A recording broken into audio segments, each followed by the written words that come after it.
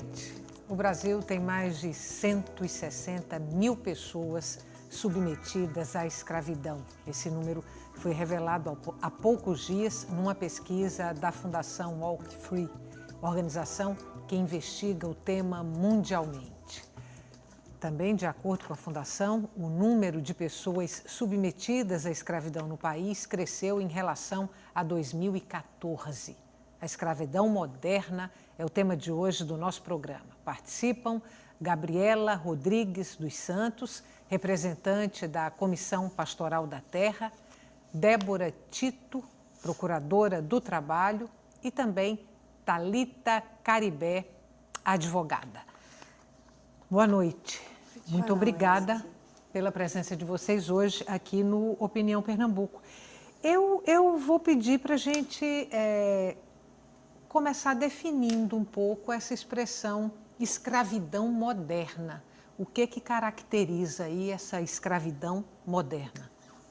Antigamente o homem, quando a escravidão era permitida, porque a escravidão ela nunca foi justa, mas ela já foi legal.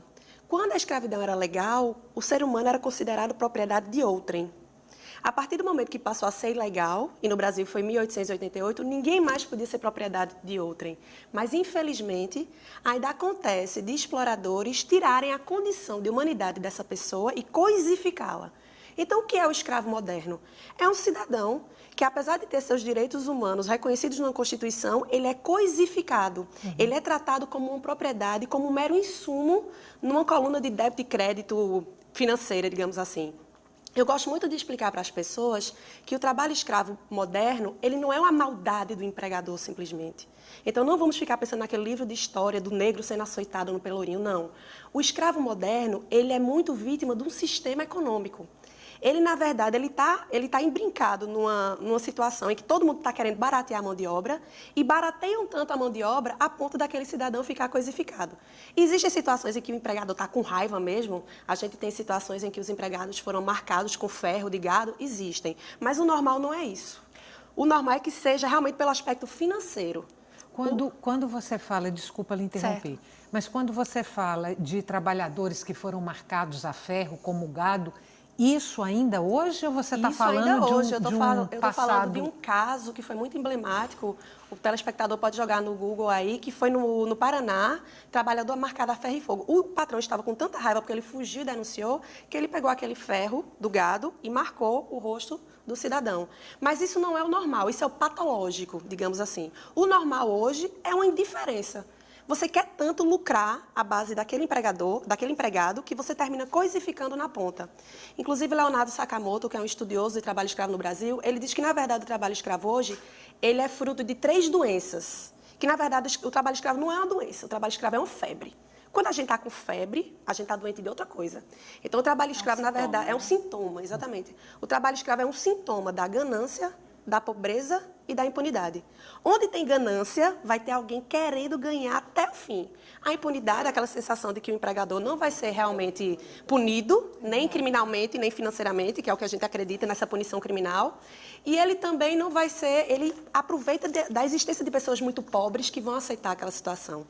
Então, o trabalho escravo moderno é você ser coisificado por um sistema financeiro extremamente opressor e que sempre vai ter um ganancioso ali para lhe oprimir, para lhe coisificar. Então, seria importante isso. destacar, Estela, que hoje em dia a escravidão moderna não tem mais aquele estereótipo do negro acorrentado, né, e que somente a liberdade física estaria cerceada. Né? A escravidão moderna, ela atinge o status libertatis do cidadão, que compreende a liberdade no conjunto das manifestações, não só a liberdade física, mas, sobremodo, a liberdade psicológica.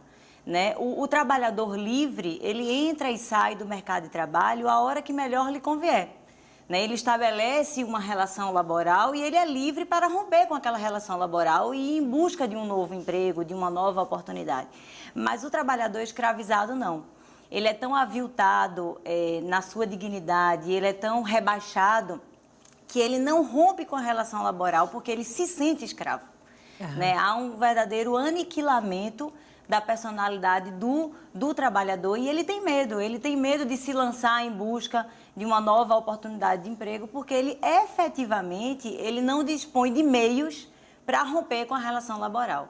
Então, essa, digamos, seria a chave para se caracterizar uma escravidão moderna, porque nós temos diferenças e semelhanças.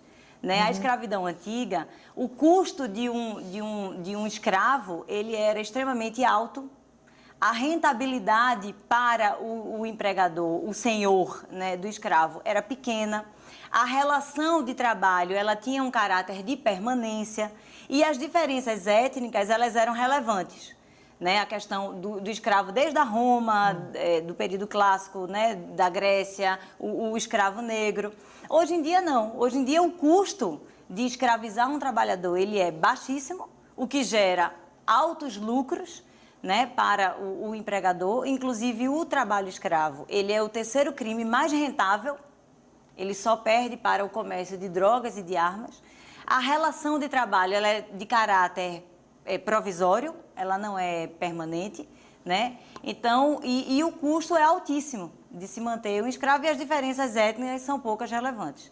Mas as semelhanças da escravidão antiga para a escravidão moderna é justamente, como Débora falou, a especial vulnerabilidade do trabalhador, né? A condição de vida do empregado de extrema pobreza, de extrema miséria, que faz com que ele se submeta a essas condições aviltantes e degradantes, né? E não rompa com a relação laboral, e o domínio do empregador sobre o empregado. Como Débora falou, né? Ele dispõe do trabalhador como se fosse uma mercadoria e como se dela pudesse dispor. Gabriela, a pesquisa fala em mais de 160 mil pessoas em situação de escravidão no Brasil. Sim. Pode haver aqui uma subnotificação, quer dizer, a gente pode ter uma quantidade de pessoas nessa situação muito maior do que a pesquisa revela? Certamente. Os casos de trabalho escravo, muitas vezes eles não são sequer noticiados. A Comissão Pastoral da Terra, ela trabalha, ela acompanha esses casos de perto, né? Inclusive, a Comissão Pastoral da Terra ela é pioneira na divulgação, na denúncia de forma pública da existência de trabalho escravo e iniciou em 71. Então, o Estado brasileiro, ele inclusive passou 20 anos negando a existência de trabalho escravo no Brasil. A gente conta a partir dessa denúncia. Então, foi incrível a forma como o Estado é incrível ainda hoje a forma como o Estado tenta se eximir um pouco da existência do trabalho. Então, certamente há uma subnotificação. E esse número certamente não reflete a realidade. Local. Sim. Quando você fala em 1971, que a pastoral começou a trabalhar, a combater o trabalho escravo nessa data, é o mesmo momento do surgimento da Pastoral da Terra ou a Pastoral da Terra surgiu antes e depois resolveu encampar essa questão? Não, a Pastoral da Terra surgiu antes. Esse é o momento em que houve a primeira denúncia formal de trabalho escravo. E aí, a partir daí... Feita pela pastoral. Feita pela pastoral. E somente cerca de 20 anos depois, meados de 1995, o Estado brasileiro começou de fato, se empenhar para iniciar uma política de combate ao trabalho escravo, né? E isso a partir de uma pressão forte que a Comissão Pastoral da Terra fazia junto à ONU, junto à OEA, junto à OIT, para que esses organismos internacionais pudessem pressionar o Estado brasileiro para que ele formalmente reconhecesse a existência de trabalho escravo no Brasil e que, de fato, implementassem políticas e outras formas de combate e de prevenção. Inclusive, foi a Comissão Pastoral da Terra quem realmente obrigou o governo brasileiro a começar a implementar políticas públicas. Porque o Brasil hoje é considerado um bom aluno no mundo. Então, quando você vê 160 mil trabalhadores no Brasil, na China não aparece, na Bolívia não aparece. Então, às vezes, o surgimento do dado é sinal de que tem gente aqui também trabalhando em nome dessa pauta. E foi a Comissão Pastoral, em 1995, que denunciou um caso chamado caso Zé Pereira, que foi um adolescente de 17 anos que foi assassinado no Pará. Exatamente. Então, a Comissão Pastoral da Terra provocou o Tribunal de Haia E por conta dessa denúncia da pastoral, viva os movimentos sociais, amém, os rebeldes da nossa vida, que por conta disso o governo, que Fernando Henrique Cardoso, reconheceu que o Brasil tem trabalho escravo. Exato. E instituiu o seguro-desemprego especial. Então, muitas vezes, em consultores da ONU, consultores de fora do Brasil aqui, ficam impressionados. Quer dizer que o governo brasileiro admite que tem trabalho escravo e dá um seguro-desemprego, que é uma verba pública. Lógico que a gente tem muito a caminhar, mas graças aos movimentos sociais, a gente conseguiu que o Brasil reconhecesse. Então, a Bolívia não tem, falta reconhecer. A China não tem, falta reconhecer. Então, o Brasil está nesse caminhar de reconhecer. Vou fazer uma proposta para vocês, já que a gente falou aqui do trabalho da Pastoral da Terra e de quão importante esse trabalho foi e tem sido no combate a esse tipo de crime. A gente tem um trechinho aqui de um documentário que foi uma produção da Comissão Pastoral da Terra, é o documentário Aprisionados por Promessas, a escravidão contemporânea no campo brasileiro. A gente vê um pedacinho do documentário e depois a gente continua essa conversa.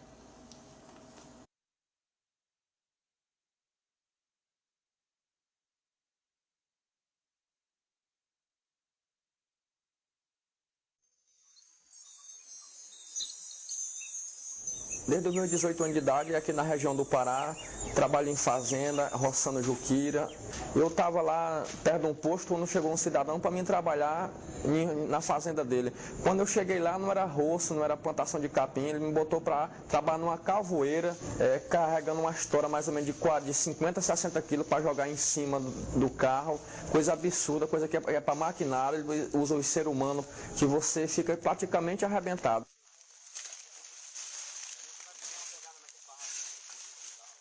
Aí eu passei 60 dias e aprontei 10 gaiolas. Meu dinheiro é R$1.000. Aí ele foi e me deu R$100. Aí eu falei para ele, moço, isso aí é serviço escravo. Ele falou para mim, disse, não, o que tu quer dizer com isso? Tu quer dizer que tu vai dar queixa?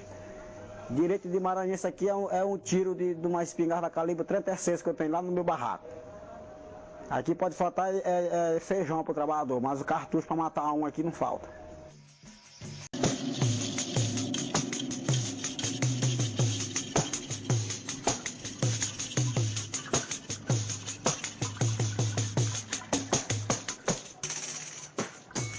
Grandes latifúndios do norte, do centro-oeste e do nordeste no Brasil. São empreendimentos que contam com tecnologia avançada e, em contrapartida, há uma precarização da relação de trabalho. Os trabalhadores são mantidos em locais sem a menor estrutura, abandonados à sua própria sorte no meio do mato. Aí nós fomos para a fazenda, chegamos na fazenda, quando eu desci do carro ele já falou que eu estava devendo R$70 para ele. Agora de que eu não sei, entendeu? Isso aí é que eu quero saber. O barraco que tinha lá era um bem pequenininho. No lugar de caber 5, 6 pessoas, queria colocar 13, 14, 15, uma camada de rede por baixo e outras por cima. A água lá, do jeito que vem do rio, ele joga dentro de uma pipa velha enferrujada, aí chega lá, joga dentro de uma caixa interna que tem dentro do chão, cheio de sapo velho, troíra, tudo enquanto que não presta. E de lá mesmo, cheio de cabeça de prego, a cozinheira bota dentro de uma garrafa e daquele jeito nós temos que beber. Era dessa água que era feita, que tinha que banhar, cozinhar e beber. Empreendimento rural no Brasil não sobrevive sem financiamento público. E na medida em que o nome que vai para a lista suja, para o cadastro, ele deixa de receber financiamento por 2 anos, isso tem um impacto avassalador sobre a vida daquele fazendeiro. As mercadorias produzidas com mão de obra escrava são a pecuária, a soja, o algodão, a cana-de-açúcar, a madeira, o carvão vegetal para o aço. São produtos em que o Brasil produz em grande escala para exportação, pautado pela necessidade internacional nessas commodities, nessas matérias-primas. Os produtores, quando utilizam o trabalho escravo, eles estão atrás de lucro. É necessário arrancar o couro do trabalhador no meio do mato, porque dessa forma ele consegue competir internacionalmente. Bom, inacreditável, né? Agora, esse trecho do documentário que a gente viu, ele fala de uma situação de escravidão na zona rural, do Nordeste, do Norte do país. A pergunta que eu tenho para vocês agora é, se essa mesma situação a gente vê em outras regiões do país e se é uma situação também percebida nas zonas urbanas e não só nas zonas rurais.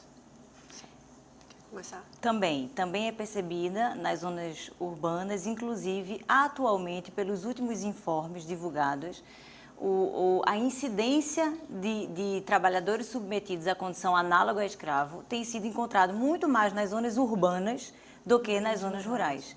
E um dos estados onde mais se constata a escravidão contemporânea é em Minas Gerais, por incrível que pareça. E qual a explicação para isso? Por que Minas Gerais?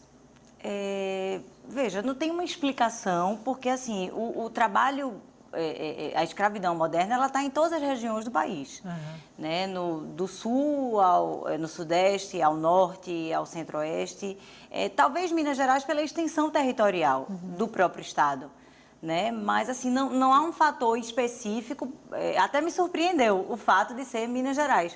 Né? A gente tem até a impressão, né, Débora, de que via de regra seria o Maranhão, seria o Pará, seria o Goiás, Centro-Oeste. Grosso, mas os fluxos Minas migratórios Gerais mudaram.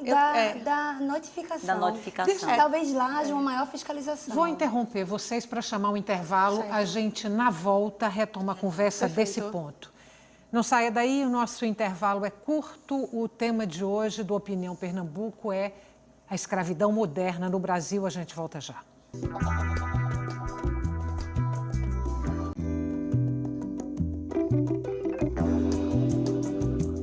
Estamos de volta. A escravidão moderna no Brasil é o tema de hoje do Opinião Pernambuco. Participam a representante da Comissão Pastoral da Terra, Gabriela Rodrigues dos Santos, Débora Tito, procuradora do Trabalho, e também a advogada Thalita Caribé. Fechamos o bloco anterior discutindo por que Minas Gerais aparecia como o estado com maior número de notificações de trabalho escravo. Isso tem muito a ver com a atuação também das autoridades locais. Vou dar um exemplo. Em 2009, Pernambuco foi o campeão de resgates. Nossa, procuradora, quer dizer que Pernambuco tem tanto trabalho escravo assim? O trabalho escravo está mais próximo do que você imagina e pode estar em qualquer lugar. Então, tem muito a ver com a gente treinar o nosso olhar para o que é a escravidão moderna e as autoridades locais também. Em 2009, como a gente teve uma atuação forte no setor sucroalcooleiro, que eu fiscalizei ano passado e está muito melhor, é quando a gente tem a nossa real recompensa, então o dado sobe. Em Minas, além de ter grandes obras, Minas foi, em 2003, o palco da maior barbárie contra o nosso combate ao trabalho escravo. 4 agentes do Ministério do Trabalho e Emprego, 2 motoristas e 2 auditores fiscais do trabalho foram assassinados no que ficou conhecido como a chacina de Unai, que é uma cidade lá de Minas, em que uma família muito rica lá, os Mânica, encomendaram o assassinato desses fiscais da lei. Então, por conta disso, Minas vem correndo atrás e, veja, esse crime foi em 2003. Eles foram condenados em 2016. Então, é um Estado que está realmente aprendendo a olhar o trabalho escravo e com todo o aparato público, tanto do Ministério do Trabalho e Emprego, quanto do Ministério Público do Trabalho e as pastorais todas muito voltadas com o olhar para esse problema. Provavelmente, em São Paulo também incrementou depois dos bolivianos. Então, os dados vão mudando muito de acordo, não é só com a gravidade, porque às vezes a gente acha que o dado é ruim. O dado é bom, o dado é sinal do que a gente está olhando. Se vocês visualizarem alguma pesquisa em nenhum estado do Brasil, com o grau de pobreza que a gente tem, na crise que a gente está, não teve resgate, é porque as pessoas não olharam para o problema, não é porque está bom. Quando você fala resgate, é resgate do trabalhador em situação de escravidão. Vou explicar o que é o resgate. O trabalho escravo ele é o máximo vilipêndio à dignidade humana da pessoa trabalhadora. Então, se eu chego numa obra ou numa fazenda e eu encontro falta de equipamento de proteção, falta de uma bota, ok. Mas se eu encontro falta de água, falta de salário, as pessoas como naquele VT, trabalhando praticamente por comida, isso é trabalho escravo. Quando esse trabalho é escravo, eu não tenho como dar decência para esse trabalho. Quando é só uma irregularidade qualquer, eu posso chegar para a empresa, regularize. Ajeita o que eu estou vendo aqui. Quando é trabalho escravo, não. O emprego está tão indigno, o emprego é de tal grau indecente que eu tenho que resgatar esse cidadão. Eu tenho que acabar com aquilo. Então, ele é resgatado e é concedido para ele o seguro-desemprego e as verbas rescisórias. Essa empresa pode, no futuro, voltar a empregar? Pode. Depois que ele sair de um cadastro, depois que ele comprovar com novas fiscalizações que ele não tem mais aquela situação. Porque, veja, eu não estou falando de qualquer coisa. Às vezes a população chega... eu estou trabalhando em muitas horas extras, é trabalho escravo. Não. Não vamos banalizar o conceito de trabalho escravo. Foi muito bom, senão Débora. a gente vai arrefecer, vai piorar uma situação grave. Não é qualquer coisa que é trabalho escravo. Para ser trabalho escravo tem que ser uma coisa realmente grave. Tanto porque é crime, tanto pelo fato da gente ter que resgatar essa pessoa. Então, gente, não é qualquer coisa que é trabalho escravo. A gente não pode ver trabalho escravo e dizer que não é, mas também não pode dizer que qualquer coisa é, né? Resumidamente, é um trabalho que atenta contra a dignidade humana. Isso. Sim. Foi importante, Débora, tocar nesse assunto, Estela, porque o Ministério Público do Trabalho e a Força Tarefa, o DETRAE, que é uma ação conjunta no combate ao trabalho escravo aqui no Brasil, eles vêm mostrando bom senso nessas fiscalizações. Muitas vezes a Força Tarefa e Débora, à frente do Ministério, né, do Trabalho, constata irregularidades trabalhistas, constata até um cenário precário, não é, Débora, de condições laborais, mas entende que aquilo não é trabalho escravo. E aí não resgata o trabalhador. Arbitra uma série de autos e infrações trabalhistas, que é o correto, né? Quer dizer, a empresa está sendo sancionada, a empresa vai ter que pagar multas pesadas, mas aquilo não é trabalho escravo, não há o resgate do trabalhador. Mas o que tem acontecido?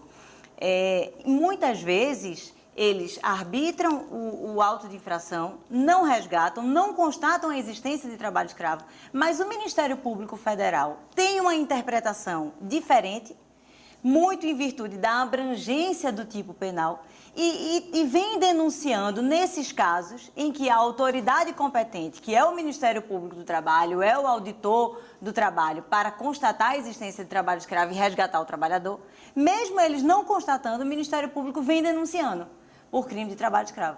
Então, até me surpreende esse dado que foi falado no início, né, do programa, de 168 mil trabalhadores, mais de 160 mil trabalhadores submetidos à escravidão moderna aqui no Brasil. O que é que vem acontecendo? De 20 anos para cá, nós tivemos 50 mil trabalhadores resgatados da condição de trabalho análogo a escravo. Desses 50 mil trabalhadores, 40 mil foram resgatados nos últimos 10 anos. Ou seja, 80% dos resgates dos trabalhadores nos últimos 20 anos foi efetivado nos últimos 10 anos, justamente quando nós tivemos a mudança da legislação.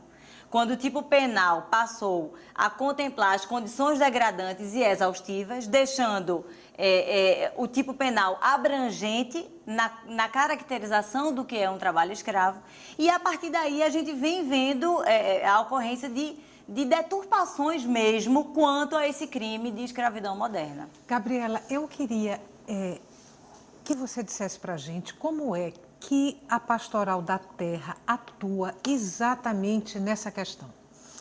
Normalmente, a Comissão Pastoral da Terra recebe denúncias, né? Nós trabalhamos com os povos do campo, e aí recebemos denúncias e normalmente o que acontece essa denúncia chega por várias vias telefônicas, por exemplo. Nós vamos até o local, averiguamos no local, e aí existe todo um suporte que é dado a essas pessoas que estavam nessa situação degradante.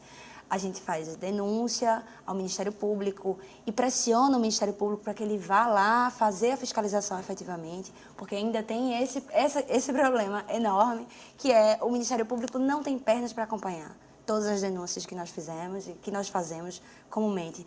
Então, nós fazemos a denúncia e amparamos essas pessoas. Ou seja... Que tipo de amparo?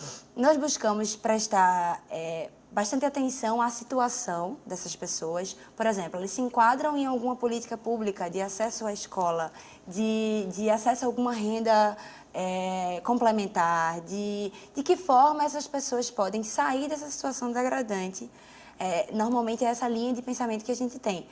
E aí, paralelamente a isso, nós pressionamos o Estado, na forma, normalmente, do Ministério Público do Trabalho e do Ministério do Trabalho como um todo, para que haja a fiscalização e para que essa fiscalização leve efetivamente a uma posterior condenação, que já não cabe ao MPT, mas para que os elementos, né, fáticos ali sejam todos coletados na fiscalização, para que uma denúncia e a abertura de um processo ele seja feito com provas mais robustas, né? E ainda assim, infelizmente, o que nós temos visto na prática é uma dificuldade, Porque, te dando um exemplo, quando nós fazemos denúncias ao Ministério Público, ao Ministério do Trabalho, enfim, de forma genérica, é comum que eles retornem, às vezes meses depois, com um ofício questionando informações sobre o empregador que vem cometendo esse crime. Então, por exemplo, qual é o CNPJ desse empregador? Nem sempre é uma coisa fácil de se conseguir. Então, tudo isso burocratiza. Às vezes, o empregador ele percebe a situação e desvia e modifica a situação lá na ponta. Então, dificulta a fiscalização. Toda essa morosidade do Ministério do Trabalho, ele tem dificultado muito. E aí, perpassa... Além disso, muitas vezes a fiscalização ela é bem feita, ela tem provas cabais, é feito o resgate dos trabalhadores e ainda assim, mais à frente, há um entendimento muito conservador, que a gente percebe muito no judiciário, de que por ser esse tipo aberto, né, Thalita, eles acham que essa banalização ela está acontecendo a todo momento. Então, a gente tem casos, por exemplo, a gente acompanha um caso muito emblemático, que é o caso de um engenho chamado Contraçude, que fica, inclusive, aqui na região metropolitana do Recife, Moreno. E nesse caso, houve uma fiscalização, houve a denúncia, a gente fez a denúncia, a fiscalização foi lá, constatou mais de 10 infrações à legislação trabalhista. Eles lavraram mais de 62 autos de infração e mais de 40 trabalhadores foram resgatados. Então, a partir de todo esse elemento fático, né, que foi muito bem construído a partir dessa fiscalização, o Ministério Público entrou com uma ação contra os proprietários do imóvel e, em primeiro grau, conseguimos a condenação, né? Eles foram condenados por trabalho escravo. Mas quando recorreram, em segundo grau, né, em segunda instância, eles conseguiram reverter essa decisão, infelizmente. E o entendimento, o mais absurdo é que o entendimento do desembargador, relator, era de que, sim, as provas fáticas são muito claras, é perceptível a situação degradante. Ele não usa o termo degradante, ele usa absurda, eu acho. Diz que é reprovável aquela situação em que os trabalhadores se encontram, mas que não configura trabalho escravo. Porque, ainda completa, é uma condição normal dos trabalhadores do campo no Nordeste se submeterem àquelas mais de 10 infrações. O que é um absurdo. É o argumento que mais me irrita. É um absurdo. É dizer que é cultural. É dizer que o nordestino sofre culturalmente, que o cearense é cabeça chata porque não é cultura. Nós somos tão expostos a políticas públicas tão indecentes desde a década de 60 que o cearense tem cabeça chata porque ele tem hidrocefalia, não é porque a gente é mais feio, não. Então, assim, a Constituição ela não diz que a pessoa tem direito a ser pobre ou rica. A Constituição diz que você tem direito a lazer, a cultura, a moradia. Então, não é porque é nordestino que você está acostumado com degradância, porque a gente é mais sofrido, a gente está acostumado com degradância. Não, o salário mínimo é o mesmo no país todo. Então, é o tipo de argumento que mais me irrita. E não é porque é o povo do campo que está acostumado com esse tipo de... Vamos assistir mais um trechinho do documentário que foi produzido pela Pastoral da Terra e a gente retoma a discussão. Por favor. Nós temos um ponto de grande impasse, que é a aprovação de uma emenda constitucional que estabelece o confisco, né, das terras onde for constatado o trabalho escravo. Nós temos uma resistência da bancada ruralista. Na verdade, eles estão tornando mais evidente, mais relevante o direito à propriedade do que o direito da dignidade da pessoa humana. Lidar com o trabalho escravo significa lidar com uma cultura patronal de 500 anos no Brasil. Até hoje eles lidam com o trabalhador como algo descartável, como um objeto, um mero insumo no processo produtivo, e não como sujeitos de direito. Meu sonho é de arrumar um pedaço de terra. Meu objetivo não é ficar trabalhando de fazenda em fazenda, porque já estou com 34 anos e minha sociedade vai se esgotando, né? Meu maior sonho era que o Júlio arrumasse um emprego mesmo por aqui, um serviço. Porque para ele não sair mais. Meu sonho é de eu não sair de casa, viver em casa, livre com minha família, igual vivo. Tô com os filhos. A gente sente muito de sair de casa e deixar a família. Deixar a família a gente sofrendo.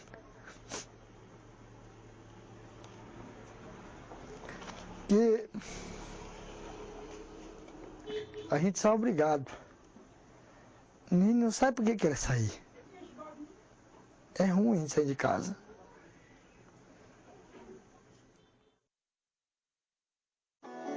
Peço atenção da pobreza que precisa trabalhar. Quando alguém lhe oferecer vantagens para melhorar, tenha cuidado de sempre, é para lhe escravizar. Você precisa qualificar ou requalificar a mão de obra.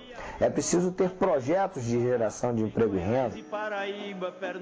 Precisa de tão pouco, apenas de um pedaço de terra para poder tirar o pão.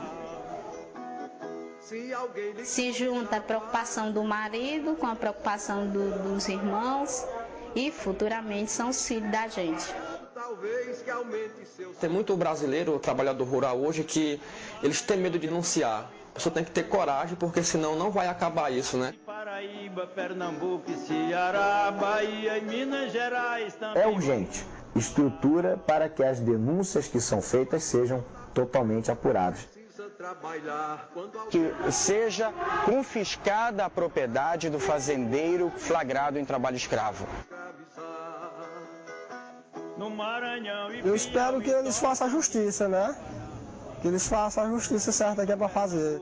Ceará, Bahia e Minas Gerais também vão muitos para lá. Se alguém lhe convidar para desflorestamento... Vou trazer duas questões aqui para vocês a partir do trecho desse documentário. Eu não sei se vai dar tempo das duas questões serem respondidas. A gente tem 2 minutos, eu acho que só dá para responder uma. Vamos começar pelo confisco. O confisco da terra onde é encontrado o trabalho escravo, que isso apareceu aí no documentário. É lei? Sim, já está na Constituição através da proposta de emenda constitucional número 81, né, que acresceu ao artigo da Constituição que antes havia expropriação só quando houvesse o cultivo de substâncias psicotrópicas e agora também quando for constatado o trabalho escravo na forma da lei. Já aplicada alguma vez? Não, ainda não aplicada. Mas um intervalo curto, a gente volta daqui a pouquinho, não saia daí.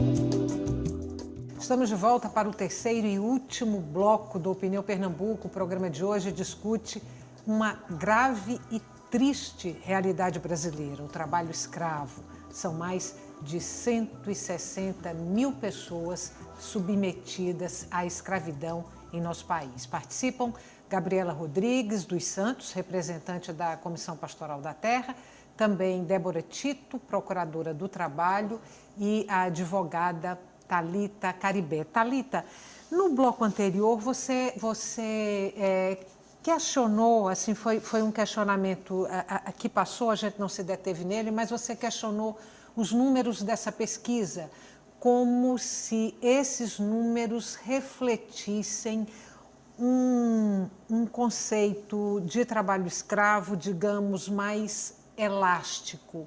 E você, aí no caso, teria uma visão de menor alargamento. Perfeito. Eu queria que você colocasse sua opinião a esse respeito e aí já trago uma outra questão para vocês a partir do que Thalita colocar, que são os projetos de lei em tramitação que propõem uma revisão do conceito de trabalho escravo no Brasil. Um desses projetos é do senador Romero Jucá. Por favor, Thalita. Perfeito. Estela, quando esse crime foi previsto no nosso Código Penal em 1940, a redação era submeter alguém à condição análoga de escravo. Não se tinha dúvidas com a inserção desse tipo penal do cenário do que é a escravidão moderna, como o filme né, exibido aqui no programa, bem relatou. Os trabalhadores são arregimentados, né, dos locais onde vivem, são levados para locais distantes. Muitas vezes eles não sabem nem onde eles estão geolocalizados, né? Seus salários são retidos, eles já começam a trabalhar com os descontos no salário pelo transporte, eles não têm direito embora não esteja a vigilância ostensiva e eles não sejam impedidos de deixar a propriedade, mas eles sofrem ameaças, né? Eles sofrem coação, eles têm os seus pertences retidos. Então, realmente, efetivamente, o trabalhador está numa situação que ele não dispõe de meios para romper com a relação. Não há dúvidas de que esse cenário caracteriza uma escravidão moderna. E a jurisprudência, os tribunais já vinham firmando um costume em torno do que era considerado a escravidão moderna. Não só protegendo a liberdade física, mas, como eu falei no início, a liberdade psíquica do trabalhador. A partir de 2003, houve uma mudança na redação do Código Penal. E passou-se a se considerar o trabalho escravo a submissão a uma condição análoga à escravidão, quer por trabalhos forçados, quer por submissão a condições degradantes de trabalho ou jornada exaustiva, quer por a servidão por dívidas e por qualquer meio que impeça a sua locomoção. O grande problema está nesses conceitos abertos, condição degradante e jornada exaustiva. Porque nós podemos ter tantas condições degradantes quanto a subjetividade de cada julgador, né? Como eu falei, existem cenários, e que eu acho que aqui a gente não discorda, do que é o trabalho escravo moderno. Mas nós temos autuações, por exemplo, aqui no estado de Pernambuco, em que um consórcio de empresas do ramo da construção civil foi autuado por crime de trabalho escravo, porque no período de um mês submeteu os trabalhadores a uma jornada de trabalho de 12 horas por dia. É verdade, excedeu o limite legal. Só que esses trabalhadores, que eram engenheiros, eram mestres de obras, eles estavam laborando, primeiramente eles recebiam algo em torno de R$4.000 de salário. Recebiam assistência odontológica, recebiam seguro de vida, recebiam participação nos lucros da empresa, eles iam e voltavam diariamente no ônibus com ar-condicionado, e esse período da jornada de quase 12 horas de trabalho foi verificado por um período de um mês. Mas eles foram autuados por crime de trabalho escravo. E aí eu pergunto, vocês consideram isso em escravidão moderna? Mas eles foram autuados. O Ministério Público entendeu que isso era escravidão. E a partir na modalidade de condições degradantes. A partir de que princípios o Ministério Público entendeu como trabalho escravo? Eu sou totalmente defensora dos 4 tipos que existem hoje. Exatamente. Das condições degradantes de trabalho, das jornadas exaustivas, da servidão por dívida e do cesseio físico. Inclusive, eu até trago que no Brasil vários relatos de quando a escravidão ainda era oficial, vários quilombos foram formados, porque, na verdade, vários lugares não tinham vigilância ostensiva. O escravo brasileiro, quando ele era escravo legal, ele podia ir e vir. Tanto que tem vários lugares em que a formação dos quilombos foram totalmente livres. O que existia realmente é uma força superior de exploração em que o cidadão não conseguia sair daquela situação. Então, o trabalho escravo, até quando ele era legal, muitas vezes não tinha o cesseio físico. Então, eu já sou totalmente contra dizer que o trabalho escravo ele depende de um cesseio físico. Não depende. Uma grave afronta à dignidade humana pode caracterizar, sim, condições degradantes de trabalho. E onde é que eu tenho essa certeza? Quando a gente vai para esse tipo de fiscalização, não, jornada exaustiva não é hora de trabalho. Você pode trabalhar 12, 14 horas e não ser exaustivo. E 5 horas de trabalho naqueles fornos de carvoarias pode ser exaustivo. Então, a primeira coisa que a gente já tem que tirar do conceito trabalho escravo contemporâneo por jornadas exaustivas, jornada exaustiva não é hora extra. Para a gente analisar a jornada exaustiva, a gente tem que ir em cada caso concreto. Concordo Condições degradantes de trabalho. Também temos que ir em cada caso concreto. Mesmo que o trabalhador seja bem remunerado e ele ganhe R$4.000, pode ser que ele esteja em situação de servidão por dívida, de salário complexo, então também não é a remuneração. Então, o que é que eu digo disso tudo? Eu defendo muito o conceito e eu defendo que esses casos práticos sejam analisados um por um, porque capacidade criativa das mentes exploratórias é gigantesca. Ano retrasado, quando Cátia Abreu disse no Congresso que o que é degradante no Sudeste não é degradante no Nordeste, e provocou toda essa discussão, que eu, como nordestina, digo, não é porque eu sou nordestina que eu aguento mais feia, não. Eu digo nesses termos. Quando ela disse isso e gerou uma comoção muito grande na rede, foram convidados 3 deputados federais, e ela tinha dito na Veja, eu desafio um auditor fiscal e um procurador do trabalho a gerir o agronegócio. Aí a gente respondeu, a Veja, logicamente, não publicou, que era, pois a gente desafia a deputada a ser um trabalhador nos rincões do país. E aí 3 deputados foram ver as condições degradantes de trabalho e disseram, realmente, eu não sabia que era assim. Aquilo que a gente dizia, eu não sabia que existe em pleno século XXI pessoas vivendo assim. Agora, pode haver casos de abusos? Sim. Pode haver, claro, casos de banalização? Sim. E se eu tiver com esses autos na mão, assim como eu já tive em várias fiscalizações, eu disse, isso aqui não é trabalho escravo, isso aqui não dá resgate. Mas a gente tem que analisar o todo. Friamente, já me mandaram no inquérito, numa comissão parlamentar de inquérito, um caso no Sul, em que eles disseram que não era trabalho escravo. Quando eu comecei a olhar as fotos, eu vi que os trabalhadores estavam de bermuda, sem camiseta e andando assim. Aí eu comecei a olhar aquilo e disse, peraí, eles estão num frio de 2 graus aí, quantas pessoas tem? Aí fui começar a desmistificar, ou seja, o que pode não parecer degradante naquele momento, você tem que olhar o que está por trás. E o que mais me choca dessas situações, como a do documentário, é que o empresário ele tem dinheiro. Eu não estou tratando aqui de uma vicissitude de uma pessoa pobre que está morando na favela. Eu estou tratando de uma empresa que muitas vezes os empresários vão de jatinho. O último resgate que eu fiz agora em Curitiba, no Paraná, em Guaraniaçu, no Paraná, eram 20 trabalhadores e o empregador pagou R$400 mil de fiança, 100 mil de verba. Era mais barato construir um banheiro para essas pessoas? Então, muitas vezes, há uma indiferença generalizada para esse modo de produção. Então, eu acho que o Brasil é reconhecido internacionalmente com essa alteração legislativa. Fico querendo ver esses casos em que há abusos, porque, infelizmente, para mim, um abuso desse é a exceção que confirma a regra de que era necessária a mudança da legislação. E a OIT nos reconhece como um grande aluno nessa legislação. Deixa eu trazer uma outra questão para vocês. Eu não queria terminar o programa sem trazer essa questão. Eu vou começar por você, Gabriela. É a questão da terceirização. A minha pergunta é, até que ponto a gente pode considerar que a terceirização precariza o trabalho e até que ponto a precarização do trabalho leva o trabalhador ou pode facilitar o trabalhador ser levado a uma condição análoga à escravidão? Eu acredito, Estela, que a terceirização, nos moldes em que ela é empregada no Brasil hoje, sim, ela contribui muito para a existência do trabalho escravo.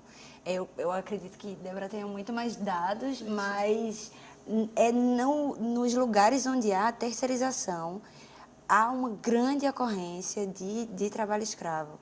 Então, eu acredito que, na verdade, é a forma como se concebe e como se efetiva a terceirização aqui, que possibilita essa existência de trabalho escravo. Eu tenho 2 minutos para terminar o programa. Eu vou te dar 1 minuto para você falar sobre essa questão da precarização do trabalho e o desdobramento em trabalho escravo.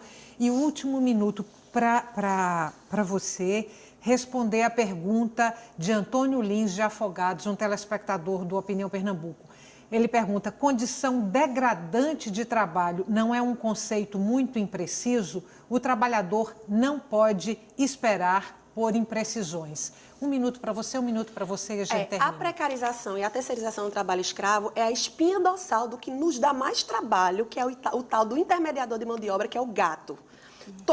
Praticamente 90% das constatações de trabalho escravo, a gente tem esse amigo da onça, que é esse cidadão que é um híbrido entre empregado e empregador e que, graças a ele, a gente tem esse alto grau de precarização e de número de trabalho escravo. Então, eu considero, hoje em dia eu estou tão radical que eu sou contra até a terceirização lícita, mas isso aí pode ser pauta de outro programa. Então, realmente, no trabalho escravo moderno, essa figura do intermediador, que é essa figura da terceirização, ao meu ver, completamente ilícita, ela é a coluna dorsal que nos dá mais trabalho, que é a figura do gato. Imprecisão no conceito de... Eu concordo com o telespectador. A condição degradante é um conceito extremamente subjetivo e amplo, que depende da visão de mundo do julgador, depende do conceito dele do que é ou não degradante. E o grande problema, Estela, é que o julgador ele vem considerando as condições degradantes um cenário de condições degradantes, sem considerar que o que o legislador visa coibir no tipo penal é a condição degradante assemelhada à escravidão. Então, não é qualquer condição degradante, né? Não é um cenário de violação de direitos trabalhistas, por exemplo, que configura uma degradância análoga à escravidão. Boa noite, mais uma vez, muito obrigada. Obrigada. O tempo da gente acabou, infelizmente, a gente pode retomar esse assunto numa próxima oportunidade. Para você que está em casa, muito obrigada pela companhia até agora, muito obrigada pelas perguntas, infelizmente não pude fazer todas, e o Opinião Pernambuco volta amanhã.